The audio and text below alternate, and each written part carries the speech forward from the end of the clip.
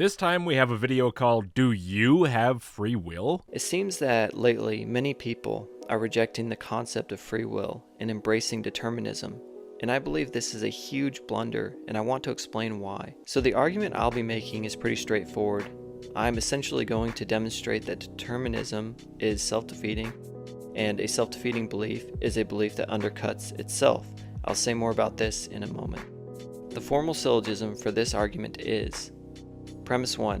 The belief that none of our beliefs are justified is self-defeating. Okay, well, I don't have that belief, nor does determinism imply that. Now, before we go on with this, I just want to clarify that for ease of conversation, I'm going along with his use of the word determinism, with the understanding that when we say that, we mean it in a sort of loosey-goosey kind of way, where it just means that what you do mentally is determined by physics. Whether there's true randomness in the universe, indeterministic events, isn't really the point, because you don't control those events through your will, and so in the context of how your mind works, it's really the same thing either way. Your thoughts are causally determined by physics, regardless of whether those physics are truly deterministic themselves. Anyway, continue. Premise 2.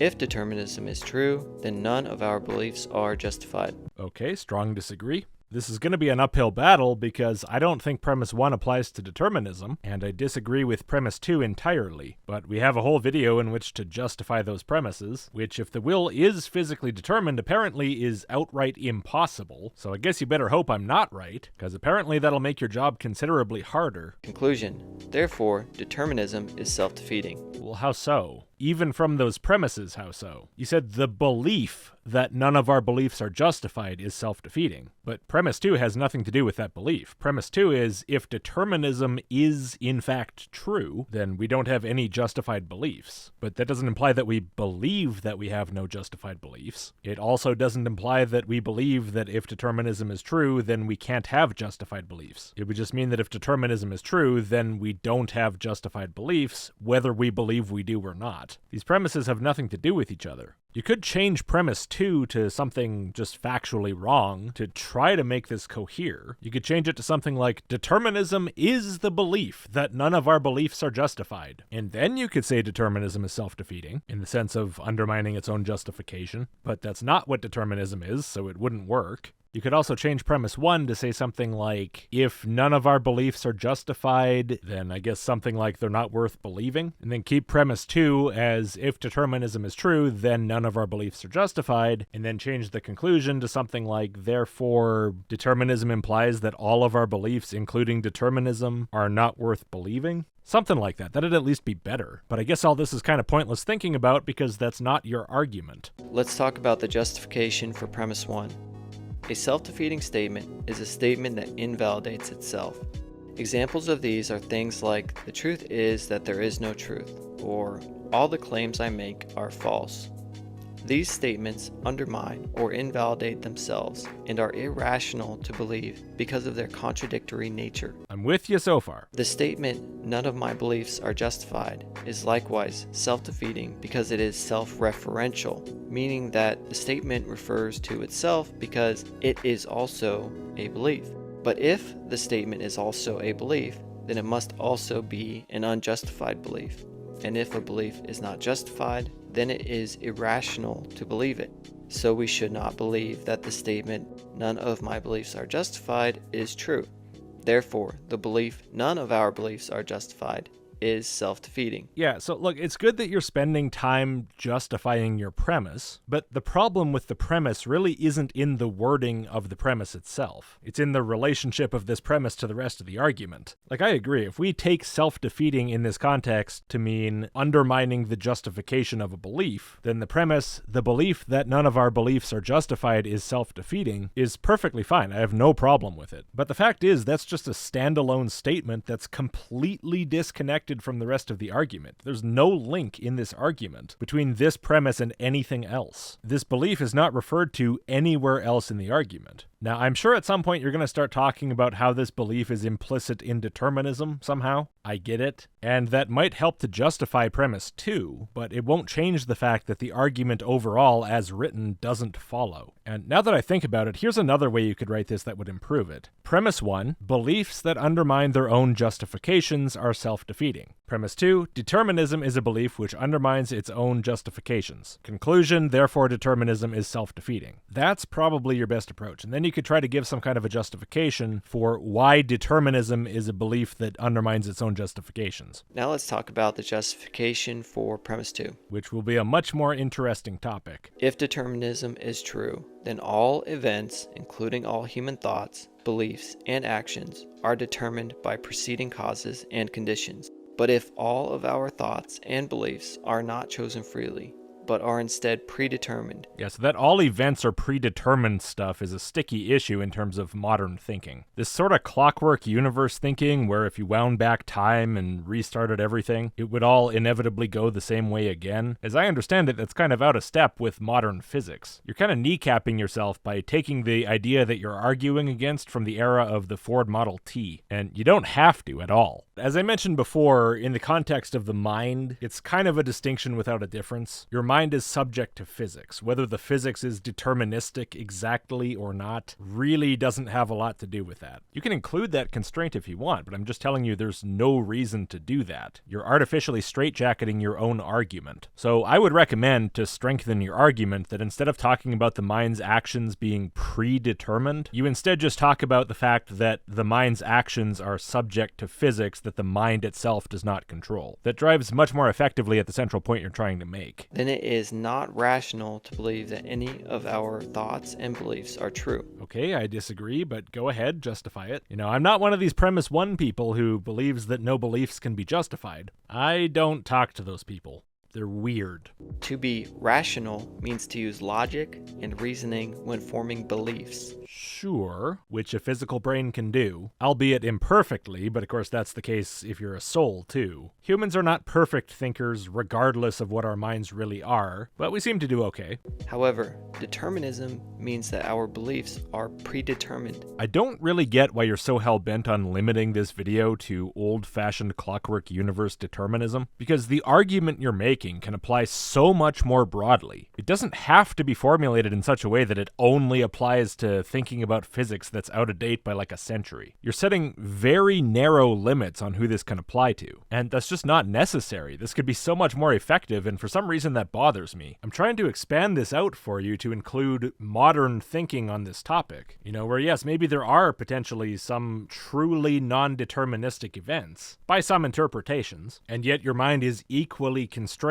by the physics as it would be in the clockwork universe, because of your mind's inability to feed back and influence the physics. There's no reason you have to formulate this in such a way that it can only apply to your incredibly limited old-fashioned scope. It'll apply either way, so why artificially limit the effectiveness of your argument? Look, if that's really what you want to do, go ahead. I'm just trying to be helpful, because it annoys me to see how you're hobbling yourself. We did not come to believe in propositions by using reason or logic. If your brain is controlled by physics, yes, you did. Reason and logic are computational processes within a physical brain. When your brain does them, you're using them. When your brain arrives at a belief by doing that, it used them to arrive at the belief. Why would that not be the case just because that happened within a brain that operates on a physical basis? Whether it happens within a brain or a soul ghost, it still happened either way. It sounds like you're essentially denying that a process occurs at all if you disapprove of how it works. I don't know, maybe I'm misunderstanding something. We'll see, go on. And there is nothing we can do to change our beliefs. Oh, of course there is. People say you don't choose your beliefs, and that's true. I say that too. And what I mean by that is you can't just instantly switch to having a different belief. But if you determine, I would really like to convince myself that that's true, and use some sort of techniques to drive yourself in that direction, eventually that can work, with mixed results. This is why, for example, you get Christian doubters who really want to believe. But it can work. It's just not something you can do by a simple choice. The state of your brain has to physically change. You have to enter a state in which you actually believe the thing, which is a reconfiguration of your brain, which you're not just going to be able to do from one moment to the next as a conscious choice. There's going to be some sort of influence causing that change. That can include influences that you intentionally decided to expose yourself to, but that doesn't change the fact. So what is the problem here? What do you think the difference is between this and the religious take on this? Do you expect to be able to just change your beliefs on a whim 10 times a day? Do you expect not to act on influences from the world around you? Do you expect not not to encounter any limitations on the mental actions available to you? Like, for example, based on your innate intelligence or skills or creativity or lack thereof? None of this seems very realistic. It doesn't really seem to reflect how the human mind actually works, regardless of whether it operates on a physical substrate or a spiritual one. What's the actual functional difference that you're proposing? Because I don't propose one. Regardless of what your mind is, it's still how it is. Either we are determined to change them, or we are not.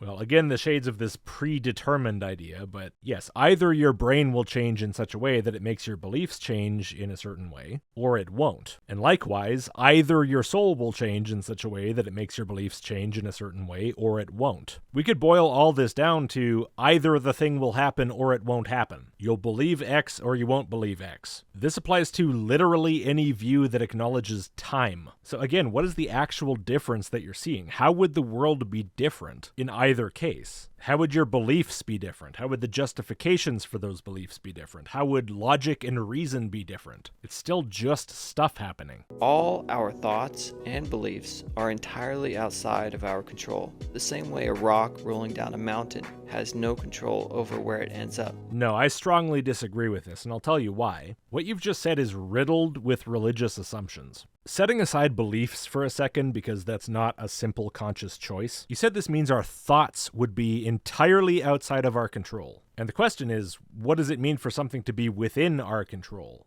What I would mean is that the part of the physical brain which is responsible for the qualia sensation of consciousness can behave in such a way that that conscious part of the brain, the observer, modifies its own operation as it operates. And because the operation of the consciousness part of the brain produces a feeling of intentionality, kind of by definition, this produces a feeling of intentionality in switching thoughts. And that's you. When you switch your thoughts, it is in your control, because you're the one doing it. You are that part of your brain. Granted, you're all the rest of it too, but the sort of full-blown sensation of you-ness is really in that conscious part, despite, of course, being heavily influenced by all the other parts. Now, your assumption basically is that either what it means for you to control something is that you're some kind of a spirit ghost, not subject to the laws of physics, not subject to the operation of your brain, who can make decisions without influence from physical reality. And that if that's not the case, then you make no choices at all, you control nothing at all. You've essentially defined choice and will in a purely religious sense that leaves no room for any other interpretation. And so your argument hinges on your opponent, who doesn't believe this, accepting this as if this is obvious fact, the only possible interpretation, the only possible understanding of what it is to make a choice. Well, sorry, no, I'm not religious. I don't interpret these ideas in religious terms. That's something you're going to have to convince me to do before this argument starts to have any weight whatsoever. To illustrate further, imagine if I said that all of my beliefs were determined by a coin flip. For every proposition that I come across, I flip a coin, and the coin decides if I believe the proposition is true or false. Heads true, tails false. I don't think about the proposition, I don't weigh the evidence, I just flip a coin. The outcome of the coin is not determined by reason or logic, but only by the laws of physics and chance. If all of my beliefs were determined in this way, would I be justified in thinking any of my beliefs were true? Well, no, because you're intentionally avoiding engaging in a process that justifies your beliefs. You're cutting out all the stuff a brain does that produces that and trying to shove all the decision-making into the coin, which, by the way, I'm not convinced you could actually do. I don't think your brain works that way. But if you could somehow accomplish turning off all reasoning in your brain and outsourcing all of your belief formation to a coin, yeah, then you wouldn't be doing any reasoning or justification. Of course not. But that's not the reality. Your brain is doing that stuff. It's kind of like if you said, yeah, sure, my computer does all kinds of computations and comes up with answers to math problems. It does all kinds of logic and shit. Doesn't seem that important. Probably can't even get the right answer. It's just a physical object. How could it do that? But what if, instead of using all these tedious programs that, like, you punch in numbers and they give you the answer and, it takes forever, it's so annoying, I took my list of math problems and flipped a coin for every answer and wrote down 1 or 0 based on that, and then handed that in to my boss at ULA and said, here you go, here's the flight trajectories for the Vulcan. I did good work. I figured out a way around the annoying, tedious physical processing of the computer and took all that functionality and put it into this coin. It's all really the same thing, because it's all just physical processing. It's all deterministic. There's no meaningful difference. So, can I have a raise? You really think that thinking holds up? It's all equal and equally untrustworthy just because it's physical? How? Would I be justified in thinking any of my beliefs were true? Of course not. If determinism is true, then it means all of our beliefs were not determined by any careful thought or reasoning. No. Careful thought and reasoning are things that a brain does. Some people's brains do that, not so sure about yours. And again, you're just trying to operate on religious assumptions that if thought and reasoning are physical, they're not thought and reasoning at all, because thought and reasoning are things that spirit ghosts do. They're things you can only do if you're unconstrained by physics. Well, I don't agree. Why would I agree with that? What justification do you have for that other than you're a Christian? But rather, all of our beliefs are determined the same way that coin's outcome is determined. Pre-existing conditions, physics, and chance. Yeah, the assertion is just if it's physical, no information processing operation can ever occur, regardless of any details of the configuration of the system or the actual events that occur. How would an argument like this not have died out by the dawn of the computer age? I don't understand. To make this video, you had to use a device that debunks this entire idea just by existing. How could a pile of metal and plastic do mathematics? That's impossible. Look, here's a rock. It's not doing mathematics. Don't be foolish. What this means is that if determinism is true, then all of our beliefs are unjustified, meaning not rationally held.